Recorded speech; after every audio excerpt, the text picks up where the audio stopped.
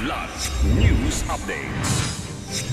Mga balita ngayon, Rizal, Cagayan Mayor Joel Ruma ihahatid sa huling hantunga. PNP Chief Marbil personal na tumutok sa kaso. Nagpanggap na LTO Chief tiklos sa pangingiki.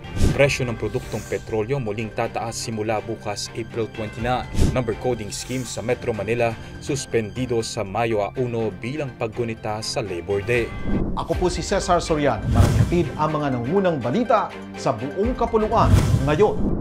Ihahatid sa kanyang huling hantungan si Mayor Attorney Joel Ruma, ama ng bayan ng Rizal sa Mayo 1, 2025 Huwebes, 8 a.m. sa St. Raymond of Peñafort Parish Church, Poblacion Rizal, Cagayan. Bukas naman ay ipagdiriwang ang kanyang ika-55 kaarawan.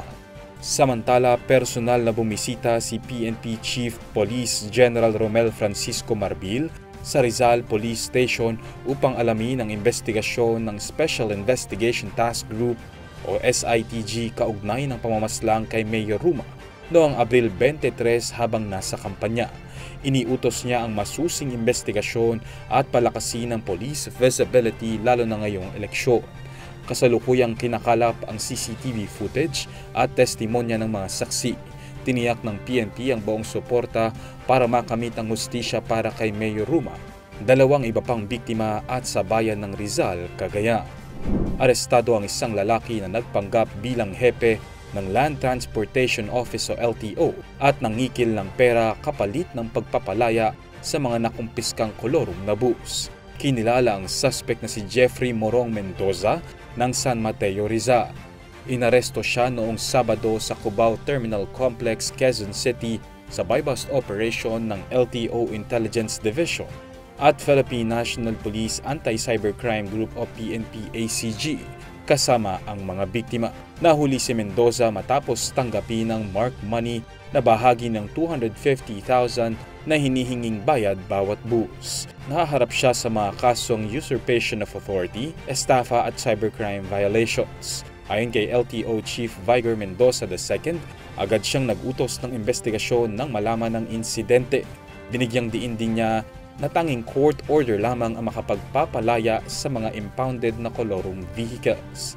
Nanawagan ng LTO sa publiko na agad i-report ang mga kahalintulad na panloloko sa mga otoridad.